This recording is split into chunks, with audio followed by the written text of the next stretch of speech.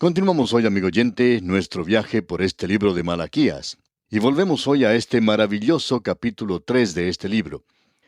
Este capítulo fue abierto por Dios cuando Él mencionó que había dos mensajeros que vendrían.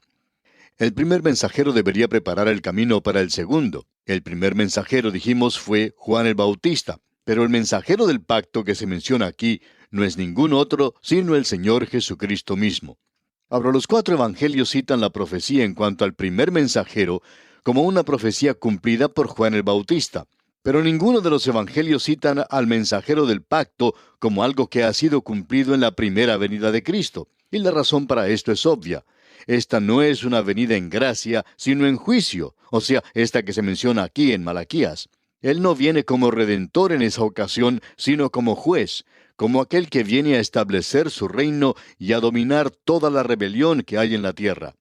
Y vendrá súbitamente a su templo, dice el versículo 1. No pronto, sino súbitamente, Él vendrá. El ángel del pacto, a quien deseáis vosotros, he aquí viene, ha dicho Jehová de los ejércitos. Este es el versículo 1 del capítulo 3. Los versículos que mencionamos cuando concluimos nuestro programa anterior revelan que tienen que ver con la segunda venida de Cristo, porque lo muestran a Él como uno que es grande. Porque, por ejemplo, a Él se le llama Señor, y a Él le pertenece el templo. Y aquí se nos dice, ha dicho Jehová de los ejércitos. De modo que esto es definitivamente una referencia al Señor Jesucristo en su venida por segunda vez. Se dice de Él en el versículo 3, y se sentará para afinar y limpiar la plata. O sea que aquellos que van a entrar al reino tienen que ser limpiados. Y Él también purifica. Él es quien refina. Él quita toda la escoria del mineral de hierro cuando éste es calentado al rojo vivo, y luego comienza a derretirse y se puede quitar la escoria y el metal es así refinado. Él es, pues, el refinador, el purificador de la plata. Y luego en el versículo 4 que nos corresponde hoy leemos, y será grata a Jehová la ofrenda de Judá y de Jerusalén, como en los días pasados y como en los años antiguos. Esto le agradará a Jehová. ¿Por qué? Porque aquellos que lo están ofreciendo han sido limpiados y purificados.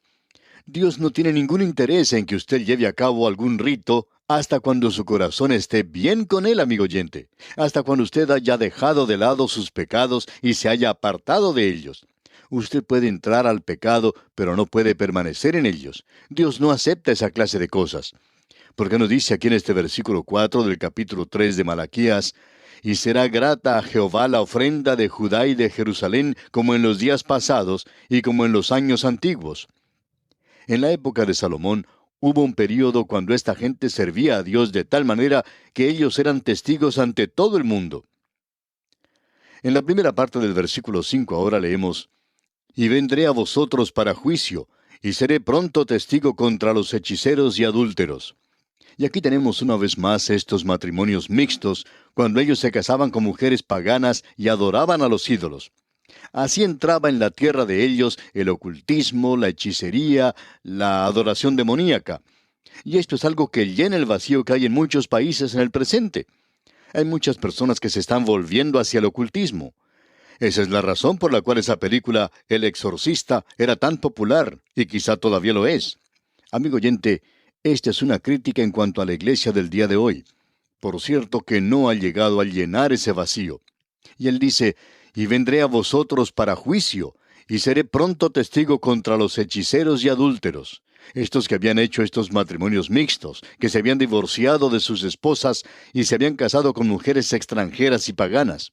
La última parte del versículo 5 dice, contra los que juran mentira, y los que defraudan en su salario al jornalero, a la viuda y al huérfano, y los que hacen injusticia al extranjero, no teniendo temor de mí, dice Jehová de los ejércitos. Es decir, que ellos no eran un buen testimonio para Dios. Y el extranjero en aquel día tendría que haber visto el testimonio de ellos para volverse a Dios. Veamos ahora la parte final de este versículo 5. No teniendo temor de mí, dice Jehová de los ejércitos. Y luego en el versículo 6 continúa diciendo, porque yo Jehová no cambio. Por esto, hijos de Jacob, no habéis sido consumidos. Él es un Dios misericordioso. Dios es un Dios de juicio, pero también es misericordioso. Y la razón por la cual ellos no habían sido eliminados completamente como los edomitas fue a causa de la gracia de Dios, porque Dios es misericordioso. Y Él es misericordioso porque nunca cambia. Gracias a Dios por eso. Dios hoy es aún un Dios de juicio. Ese es el terror del impío. Pero Él también es un Dios que nunca cambia en referencia a su gracia. Ese es un consuelo para cualquiera que quiera aceptar la gracia de Dios. Bien, llegamos ahora, amigo oyente, a la sexta acusación, y aquí tenemos una de estas réplicas impertinentes que esta gente le da a Dios. Hay 8 de ellas. Ya hemos visto 5 y llegamos aquí a la sexta. O sea que es como si Dios estuviera presentando un programa de preguntas. Dios hace una declaración y ellos le dicen a Él que lo pruebe. Ellos quieren saber la respuesta a eso. Dios pues presenta 8 acusaciones incriminatorias contra la nación, y ellos replican haciendo 8 preguntas impertinentes y atrevidas. Él responde de una forma diplomática, pero muy enfática. Es decir, él estaba tratando de desviarles del camino que estaban siguiendo porque iba a culminar en la destrucción de todos. Para poder interpretar estas preguntas, creemos que sería bueno hacer una pausa aquí para comprender a esta generación que las hizo. Amigo oyente, esta gente había estado en la cautividad por 70 años, y un remanente había regresado. De mala gana y con poca voluntad, por cierto, se dedicaron a restaurar la ciudad y a reedificar el templo. Ellos habían conocido los rigores del sufrimiento de la esclavitud como la de sus padres, en la pesada labor que realizaron en Egipto, y por cierto que estaban quejándose. Pero al regresar, ellos soportaron dificultades, severas persecuciones, desaliento y desmoralización. Y amigo oyente, cuando ellos regresaron, pensaron que todo iba a ser feliz y fácil y muy cómodo para ellos. Pero no ocurrió así. Estos eran métodos de disciplina de Dios. Era una forma de corregirlos. Y no tuvo el efecto deseado porque esta clase de cosa o lo endurece o lo ablanda a uno.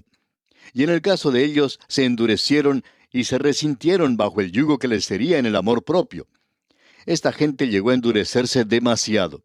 Eran como los prisioneros en una gran cárcel que obtienen la libertad pero no se han reformado.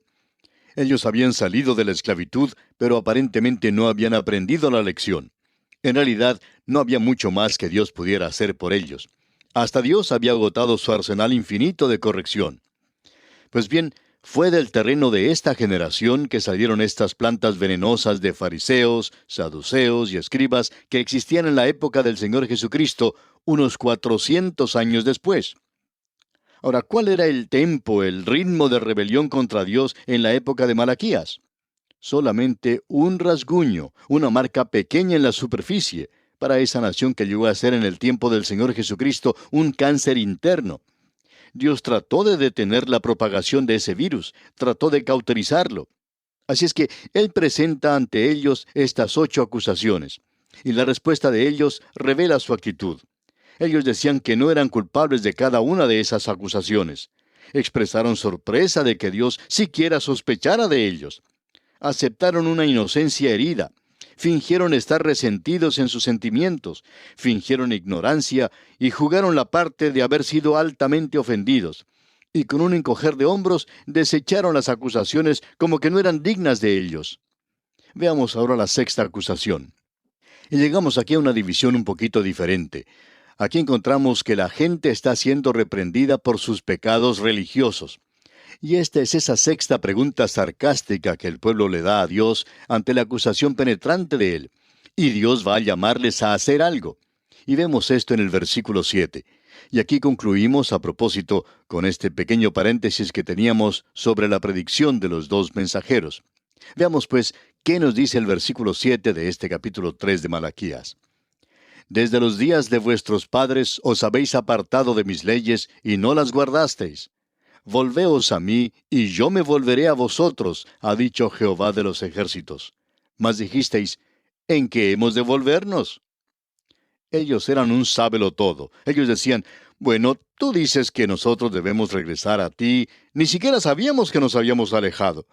Hemos ido al templo, a todas las reuniones, nunca nos perdemos ninguna. Damos nuestro diezmo un poco limitado. Ya vamos a ver eso, Dios mediante, en la próxima ocasión. Y estamos haciendo esto y aquello y la otra cosa. pero queremos saber cómo vamos a regresar cuando ni siquiera te hemos dejado.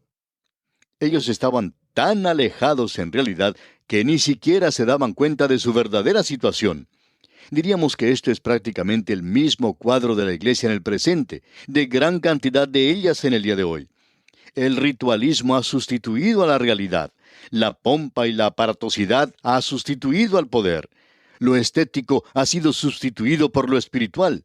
La forma por el sentimiento. Y aún en las reuniones ortodoxas, en círculos evangélicos, se conoce muy bien el vocabulario, pero el poder de Dios ya no está allí.